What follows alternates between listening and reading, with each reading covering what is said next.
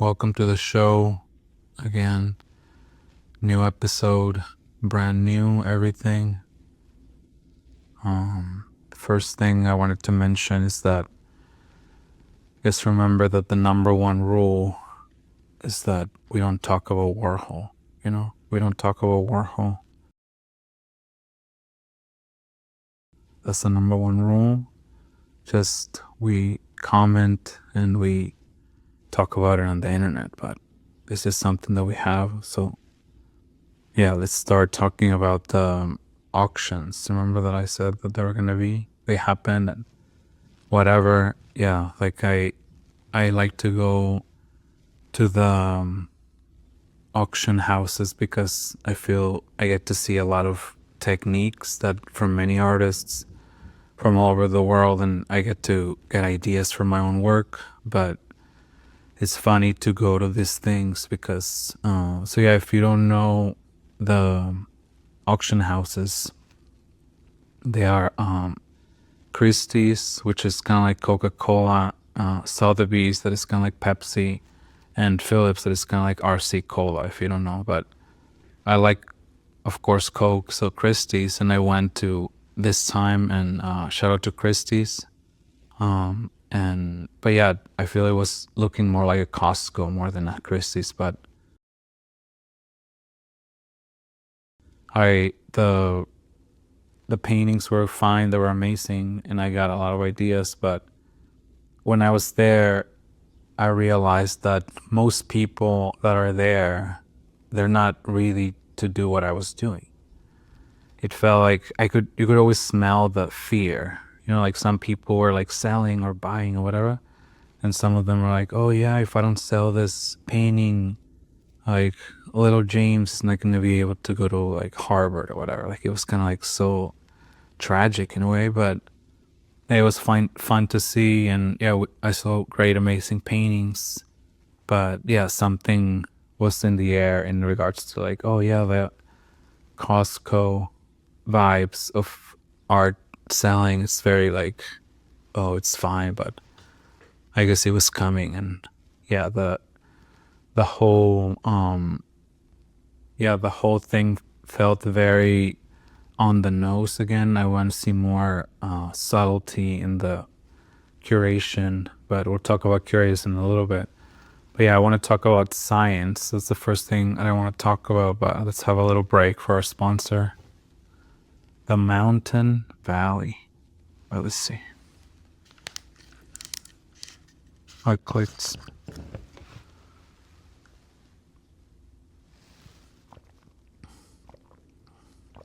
That's good.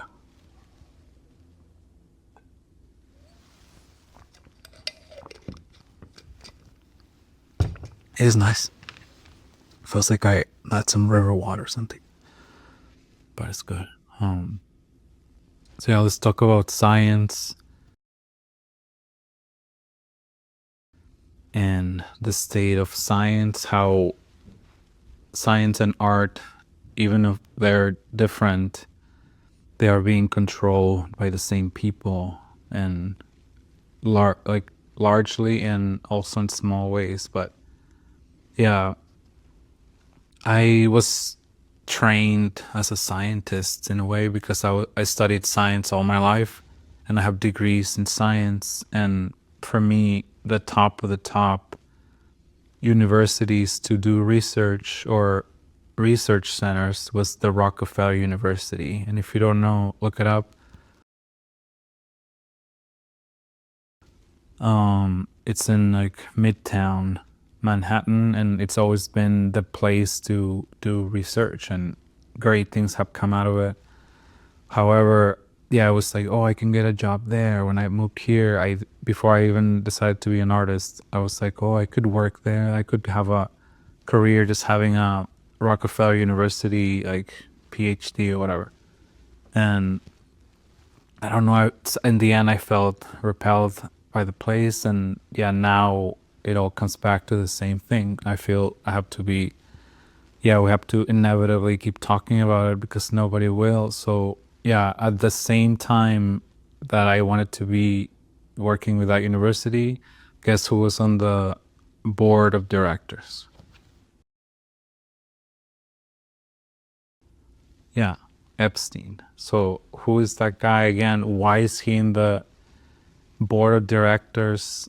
Like, what is going on? Like, I feel it feels to me that, yeah, the same people that want to control the arts, as we talked before, want to control science as well. And it's like, you can, like, now people, I have seen many people say, like, oh, Epstein was so, like, smart and whatever. Like, was he? Like, again, he didn't even have a degree on anything. He never studied anything. He was just put in those positions for what reason we don't know, but he was put in those positions. But I listened to this conversation that he had, and like, it's online, you can look at it. But he was talking about, like, oh, is a banana alive?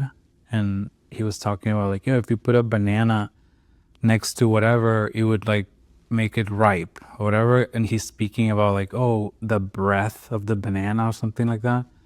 Is a seed alive? I don't know. Certain people would say, no, it's dead. When you're a banana, one of my favorite examples is the banana that's sitting on the countertop in your kitchen today. Is it alive or dead? What do you think about human life? What is human? Tell me about human life. But your banana is alive. That banana is breathing. It's on your. You say that's impossible, Jeffrey. No, it's not. Is the banana conscious? All these words. These are words. So everyone's trying to fit a very complicated concepts into a very small box called conscious or alive. These don't fit in that way. So if you put your banana in a bag and put another fruit in with it, the fruit ripens faster because the banana breathes with it. We don't understand most of the. But, like, if you had taken any organic chemistry courses, you would know that a banana is expelling or releasing ethylene gas at all times, right?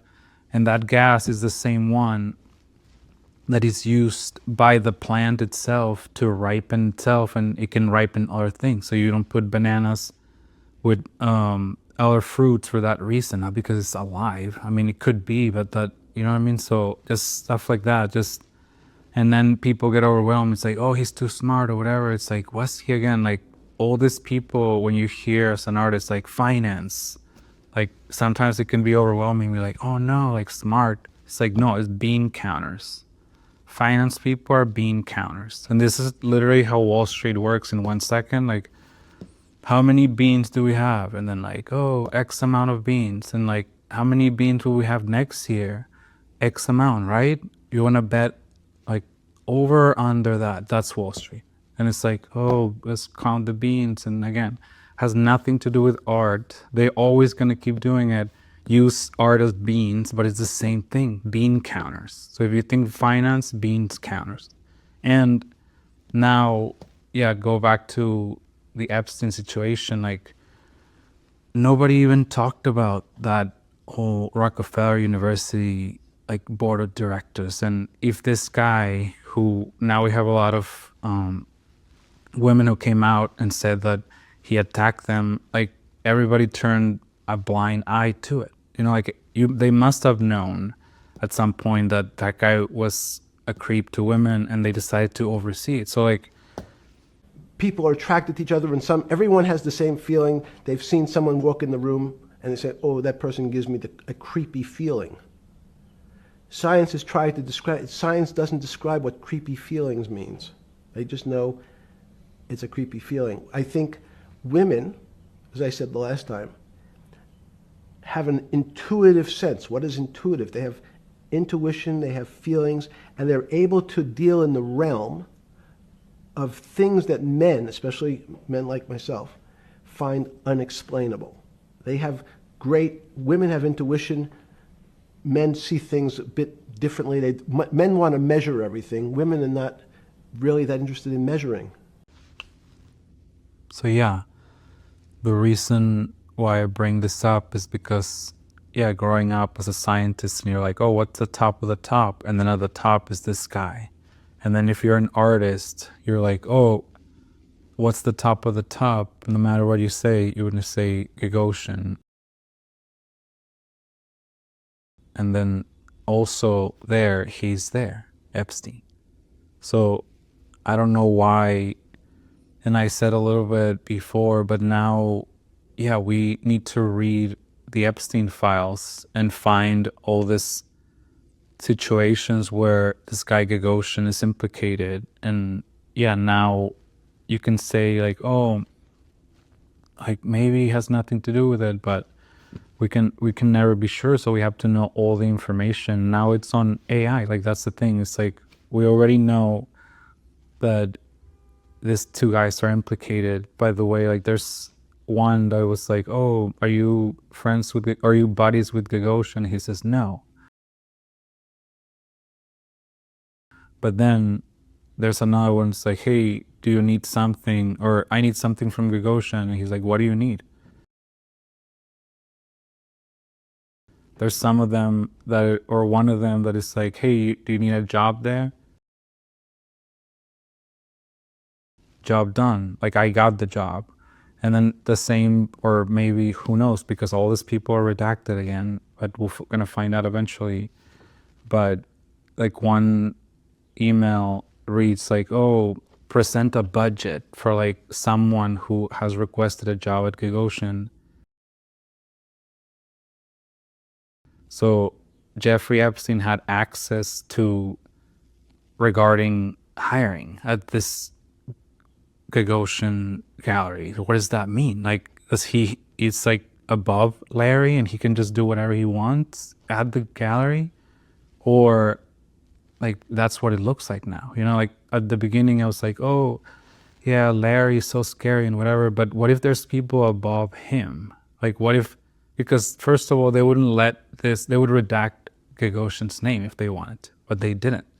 So why did they want us to see this? Why do they want us to see that Gagosian is implicated in some, even maybe working right now at Gagosian, was one of Epstein's plants or victims, whatever you want to call them? That's the thing. Like, there's no good or bad, and we're not judges. We're like, God is going to judge this. Like, I don't know why people think like, oh, you're judging. Like, no, what? Like, we're just talking about the facts. And now there's this emails and whatever, so we have to talk about them. Like, why would we not? That's our job as artists, to talk about this. Like, every artist should need to talk about this. Like, there's like, yeah, so someone worked or is working at Gagosian who's an Epstein plant or victim.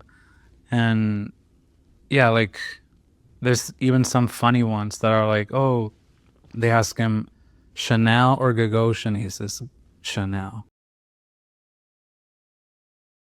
So just like weird things like that, but we need to read these things, or I'll read them and I'll show them to you, whatever. But there's one also where Epstein claims that there's settlements between women and Gagosian. And like, I mean, that wouldn't be surprising. That's like, kind of like, yeah, what it looks like maybe also could be that this guy Gagosian who got exposed, like this is I don't know why nobody's talking about it. Again, because magazines don't cover the news. They cover what's going to make them money, which is the sad part. And this is not going to make them money to go against the money guy, you know? So we'll talk about it. People are talking about it already. So like, yeah, is this guy maybe on a leash of some kind? Like, kind of like, we don't even think about who these people are getting the money from, what people have on them, you know, like they don't want to be even overexposed or whatever. Like, we're just saying we need to know all the facts about these people. And like, I don't know why nobody's talking about them. They're just like lionizing these people without one simple like scrutiny would just collapse. Like, everything would collapse if you really ask one question, you know? So it's like the reason, in my opinion, why we have this slop situation with the art and like the goodness of like signal, virtue signaling and all that, like, it's because of this. We're unable to come to the terms that these people are creeps and we don't want to even go after them. That's the thing. Like, in countries like the UK or Norway, people already arrested people just with regards to the papers, the Epstein Files or whatever. We have done zero, nothing. Like, we're just like, boop, boop, it's nothing. We're just going to let it go and have bad art be pushed to the masses. It's like, all right, I mean, this is all coming out, so I don't understand why, like, we are even discussing this, but yeah, we have to talk about it. And yeah, that I feel, yeah, the situation of like, what's your job as a dealer? Like, is it creating mythical creatures, aka artists, and then sell that mythical or mythicality? Or I don't know if that's a word, but or people that pin rich people against each other and then make like in-house bidding wars, which is kind of like what happens. And it's like, oh yeah, I know bidding wars work, bidding works, whatever, but bidding wars just create inflation again. And it's okay. Like, people are afraid of how much art costs. Like, it should cost more. That's the thing. Every painting should be $1 billion. Like, let's get it out of the way. So what? What are you gonna say? Like, oh, it's too expensive? Like, yeah, then don't buy it. You know, like, I don't understand why we're even talking about it. But yeah, I want to go back to the whole like scary Larry thing of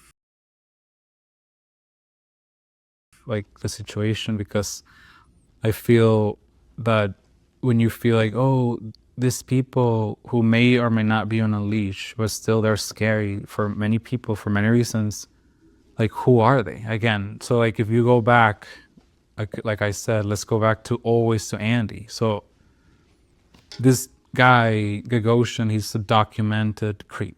Like, we can see because of this quote and many other like articles and whatever, that is, this is Warhol, right?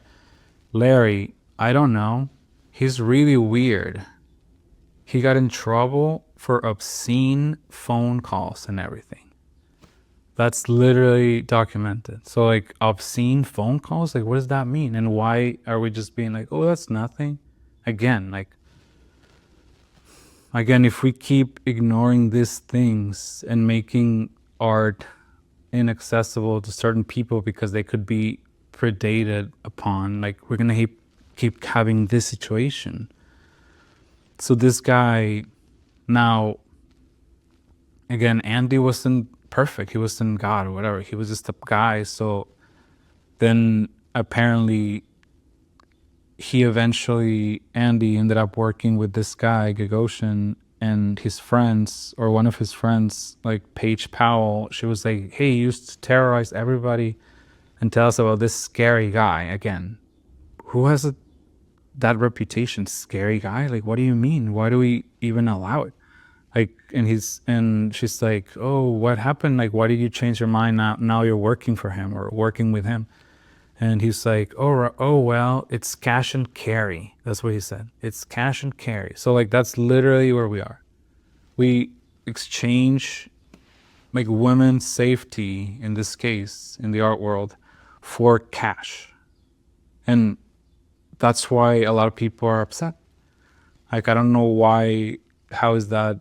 Like, this guy is known for obscene phone calls and we still deem him like respectable. Like, I don't understand what's going on. That's the slop, the inability to accept the reality.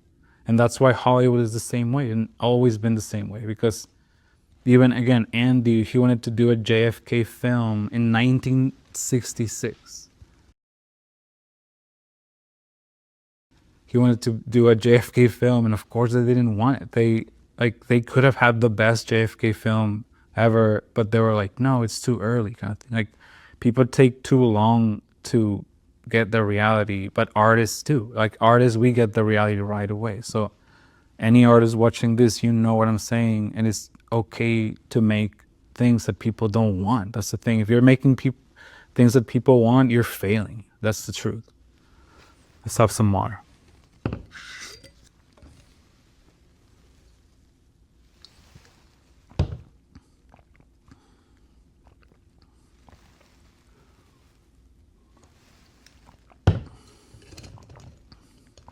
So yeah, in this case, I feel, yeah, we have traded even the fear of the Me Too situation, which is real and it's still happening.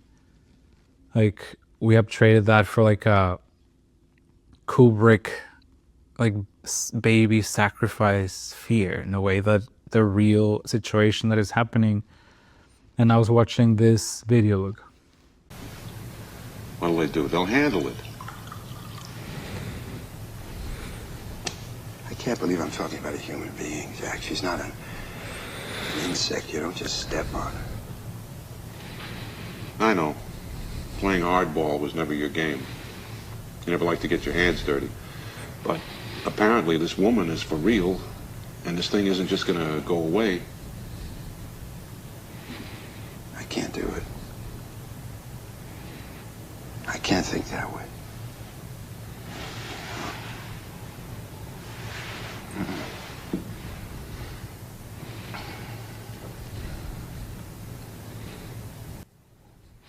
So while everybody's watching Kubrick, this is a guy in Epstein's direct orbit. This is what Epstein was. So yeah, that's Joe Rogan and Eric Weinstein, and they're talking about how instead of like focusing on the baby ritual satanic situation, whatever, which is real, and we have to like also banish that, but I think the whole point is that instead of focusing on Kubrick, we need to focus on Woody Allen. Like, he's still literally around, you know what I mean? Like, he's still going to, again, Gagosian's birthday, and like this movie, Crimes and Misdemeanors from 1989, gives like a chilling view of how it is to be a woman, about these two guys who are like talking literally about getting rid of a woman who won't shut up. It's like, shut up about what? Again, that you're a creep? Like, why is that a way for them to die, for just revealing who you are? And imagine that's the sad part. Like, imagine the amount of NDAs that have been signed in the art world only to expose, like to expose creeps. Like, it must be hundreds, if not thousands. And that's the thing, like, that's why we have to talk about all these things, because if we don't talk about them, nobody will. Look at this. Fucking industry is a monster. It's the same monster that these Me Too bitches was trying to tell you about. But they hate the monster for how it fucks, and I hate that monster for how it eats. But my God, man, it's the same monster. I'm up here doing something that nobody else in this business has the balls to do. I'm telling you something that you need to know. I'm trying to explain to you what you're seeing. You don't understand what you're seeing. And again, remember, like, women decide who's the creep.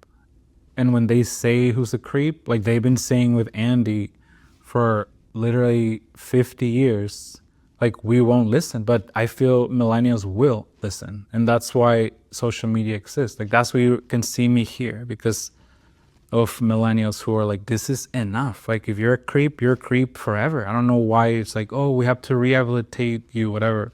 It's like, no, what? Go farm. I don't know. You know what I mean? Like, you're a creep. Like, stay out of here. And yeah, I feel like even the Gagosian situation with his like fall boy,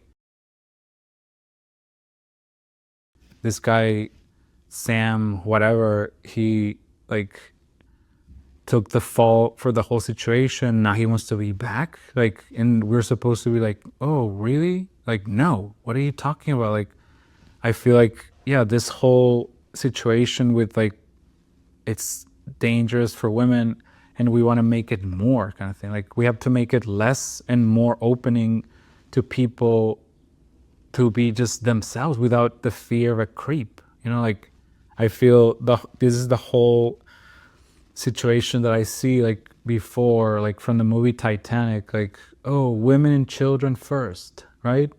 And it should also be in the art world, women and children first, anywhere, everywhere. And now it's like old creep first. Why? I don't understand. That's why we have slop in the culture, because it's dangerous for some people to express what they want to say. Yeah, let's have some water.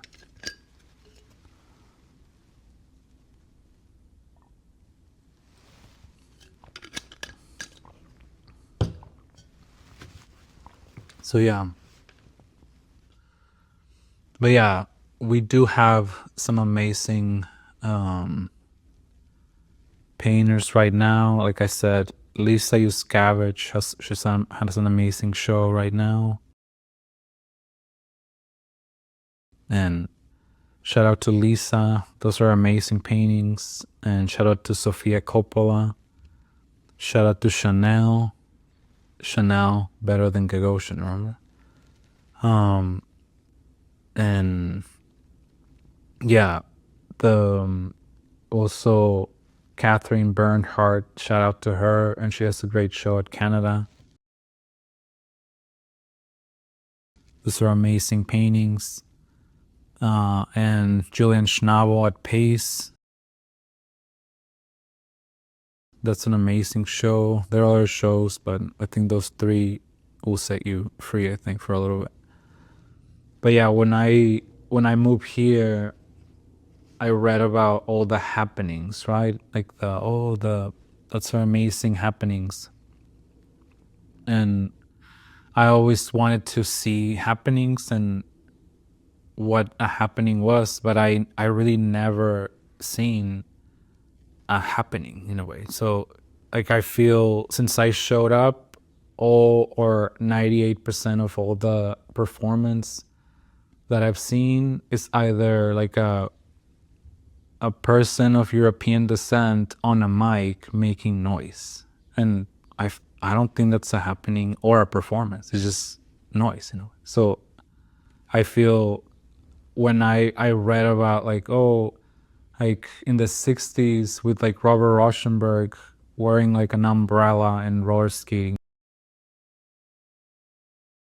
That's what I wanted to see, but I haven't seen nothing like that. You know, like I read even that they would put like turtles and then put like little flashlights on the turtles on the floor of the gallery, and they would just go around, and that was the happening or whatever. Like I want to see more of that. And I feel, yeah, or also affecting the whole like Epstein situation is the reason why we have Venice, of what's happening in Venice, the Venice Biennale, that it was so boring. It looks so boring for real. Like if we're not talking about the art, like an object art, we fail. If it's a performance, the most that people are talking about, like then is nobody making good enough art that we can talk about that, like technique and where it comes from and whatever. Like nobody's talking about that. Everybody's talking about this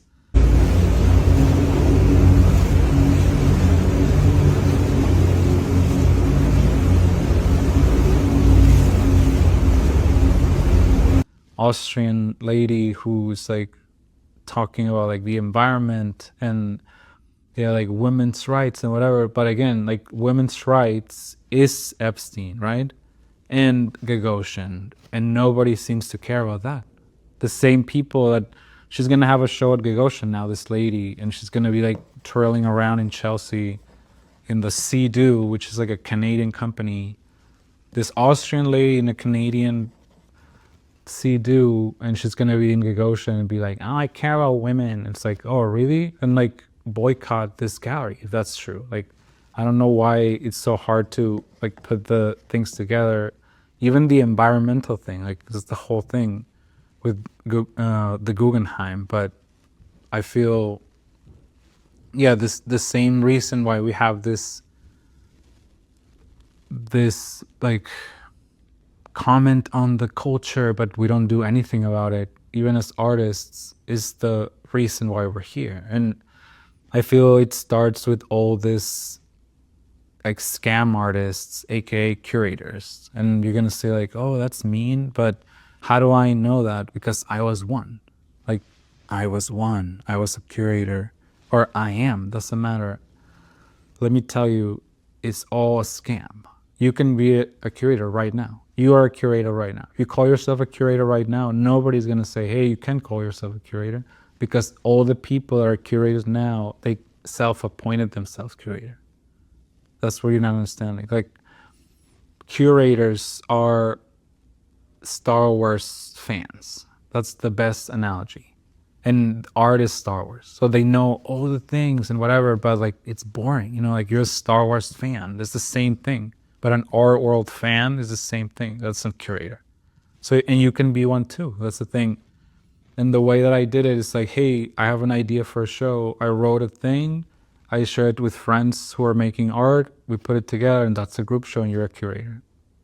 If you choose the people, if you choose the art, choose the venue, everything, that's a curator. And so people like this, like Hans Ulrich Obrist or whatever, that guy, or Klaus Bissenbach, and all those creeps, like they have nothing other than being Star Wars fans of art. Like they just are fans of the thing and making art. But why are we listening to them? Like, again, have they provide any original thoughts to the art world? No. That's the thing. They just curate the thing and they call themselves artists by curating the thing. But again, you're not doing art. Another misconception. Curators are not artists, they're curators, which is a self-appointed term that you give yourself when you feel, I can put a show together, but again, you can do it too. So, and then it trickles down to like the sloppies or whatever, like the Instagram people like Jerry Gagosian and Art Daddy, and those people that are like pegging themselves to a creep and to many creeps at the same time. For what? Like, or the older bald guy that uses like the has a toupee. Like, they just like have zero original thoughts. Like, we don't want to read your Substack. Nobody cares. Even if you're reading the Substacks, you're a writer, again, not an artist. Just stay writing then, and don't act like you have nothing to do with art. Why are we doing this? Like, provide original thought, aka art, or don't like stay away. Go do a farm again. I don't understand why, yeah, people say they care about women, they care about the environment, but they seem to be like disregarding anything, basically. Like even pegging yourself to someone who in the past has been obscene, phone calling people, like, and then you make it funny, and then you call yourself a feminist. Like, no, that's anti-women doing that. Lionizing a man is anti-women. So I don't know why, especially someone with that level of like pedigree, basically. So it's like, I don't know. Like, I feel, yeah, that's the same way, like the same people that were like, I care about the environment, whatever, and they go to the Guggenheim. It's like, that's literally an oxymoron. Like, environmental and Guggenheim,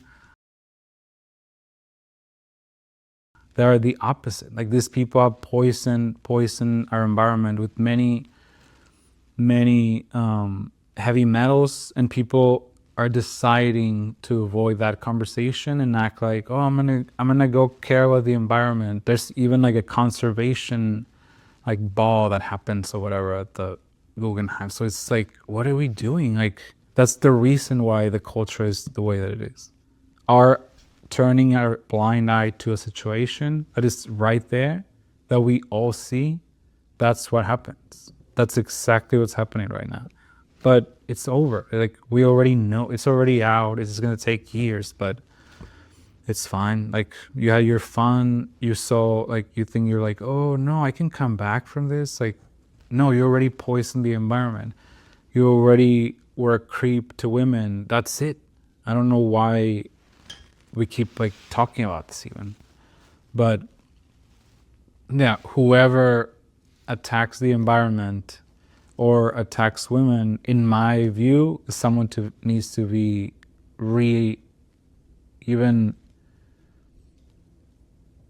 reintroduced as that, you know? And I feel like right now people are anti Jeff Bezos, right? Who himself had a great idea, and you can say, yeah, he's polluting the environment, but not as much as the Guggenheim, right? Like, the Guggenheim did, if they were doing it right now, I don't know what would happen, because it was insanely destructive to the environment. But why would you be more inclined to whitewash the Guggenheim than Jeff Bezos?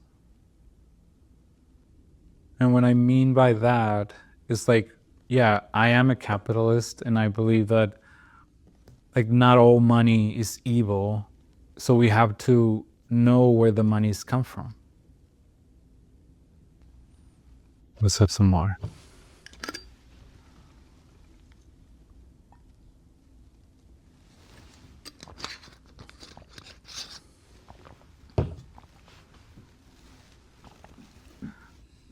So yeah, we need to know these things. And again, I'm not a judge. I'm just saying the facts. Like the Guggenheim became the Guggenheim from polluting heavy metals on the environment. That's what they did, right?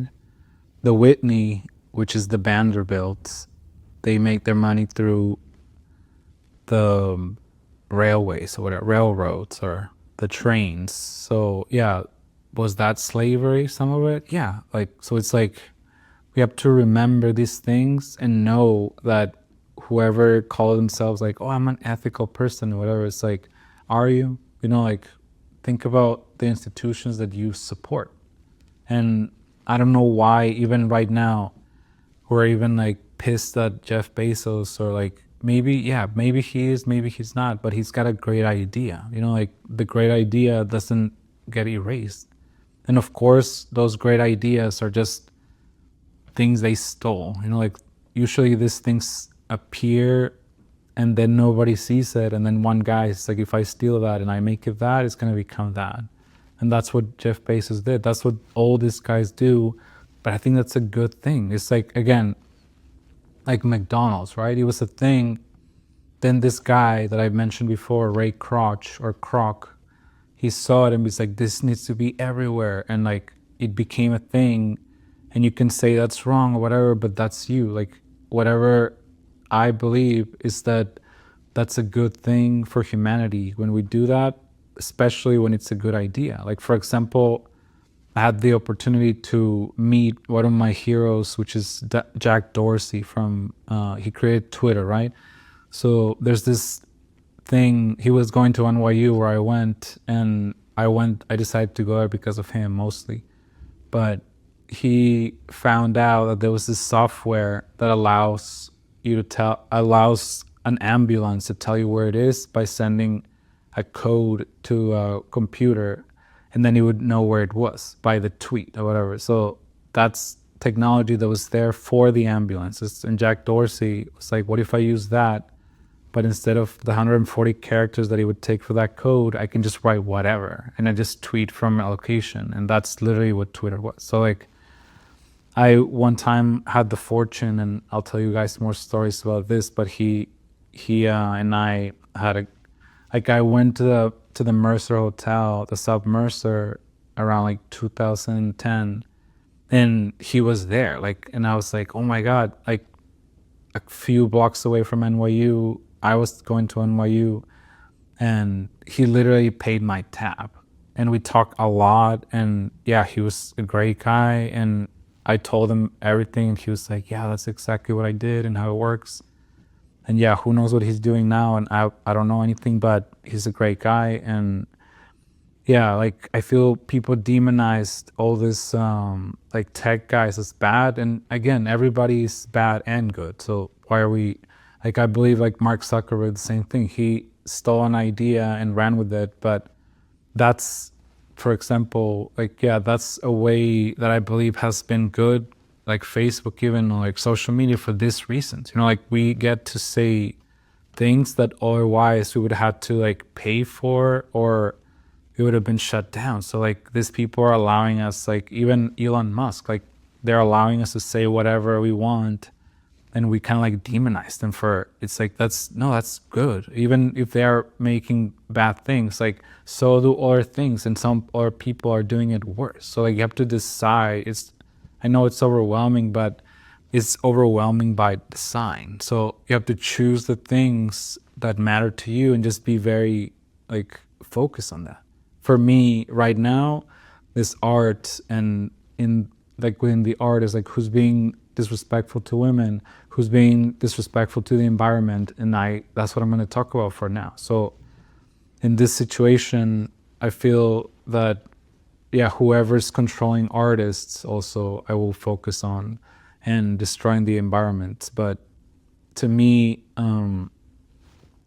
the bad thing about the tech, and I'll say also the bad, is that they're focused on the fountain of youth, right? Like the fountain of youth has been in art for like thousands of years, if not always, so like we're always trying to find the fountain of youth. And I believe, again, that it will be futile, like always, and that's good. Like I don't know why we think like, oh, I'm gonna be the one to find it. Whenever it's like, come on, like can we just talk about something else, or even like leaving the planet? Like, again, as a scientist, I know, like in order for us to leave this planet, we would have to change our biology, not even just like, oh, we need to change our like physics. Like that doesn't matter. Like I know that is also, but we need to change our biology. We cannot even change it here. How are we going to change it out there? Like it's very, very far from happening. So like don't get overwhelmed about all that. That's why I'm wearing that alien glasses you got me. But yeah, don't worry about the aliens and whatever. Just worry about like art and the real things in the real world, in the earth. Like right now we're here, so why are we even talking about it? Like we'll see. We'll cross that bridge when we get to it. Let me have the final.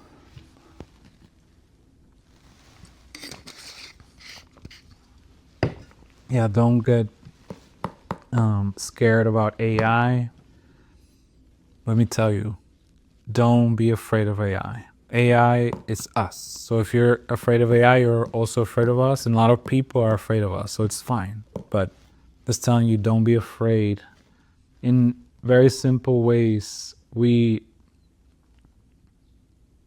it's a huge discovery for our species. We have successfully taught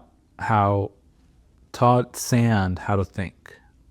And that is it.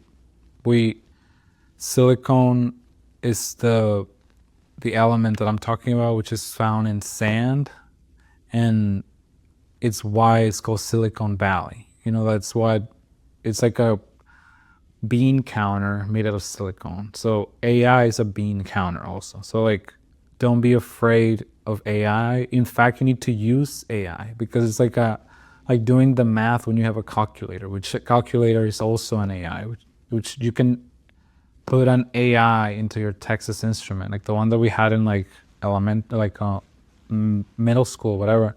You can put an AI there. It's just not. We realize that intelligence is not that hard, which sounds dumb, but intelligence is not that hard. Like, we did it already. So like, people are like Jack Antonoff, who's like saying that people that use AI are godless whores. It's like, whoa, buddy, like language. Like, what are you doing? Like, if you talk like that, like in your real life, like what are you doing? Like, let people do whatever they want. But if you're gonna make AI music, just remember you're doing AI music.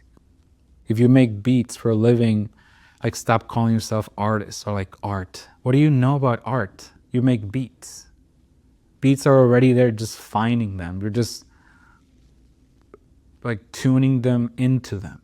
But art is new. Every art is new.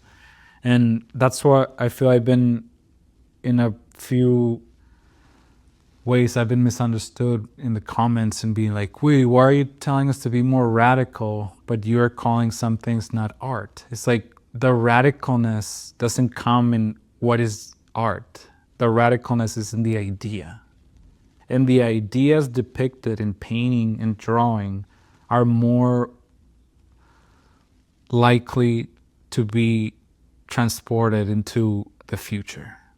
Because in the past, we've also had this thing of what is art, whatever, but what is art is what survives. Like what survives from a civilization, like Egypt, for example. Like whatever survives from that civilization is the art that they have. And think about it, all of it, right? So that's what's going to happen to us. And that's the beauty of America. Like in Egypt, they would have the same amount or the same style of art for 2,000 years. They were so strict with the people, and by the people I mean artists, who were all slaves, and we'll talk about that very soon. for 2,000 years, they couldn't do something different. They were forced to do the same work with the same math for 2,000 years. Imagine the oppression that they had. There's some surviving graffiti from the caves, and some of them are like obscene. You look them up. But yeah, like imagine if there was a king who was enforcing like Picasso's style on everybody. Like you have to follow Picasso, and some people are, that's the weird thing. But if it was enforced, that was Egypt. So like we are so lucky that we're free, and yeah, that's what I mean. Like be free with your thoughts. Have original ideas. Like think, is that idea a new idea, or did I hear that somewhere? That's the battle of an artist. If you think it's like, oh, I had an idea, and then you paint it, and then someone's like, someone already had that idea, and then they show you. That's what I mean. We need new ideas in how we receive them, orally or through a painting or through a drawing. That's what I mean. Like, it doesn't matter, but you just have to do it, and then we'll see. And yeah, maybe I've been too harsh and focusing on this creeps and whatever, but we're gonna build, like we're gonna tell many stories. Right now we're just cutting the grass, That's what I mean. But take it easy and see you soon.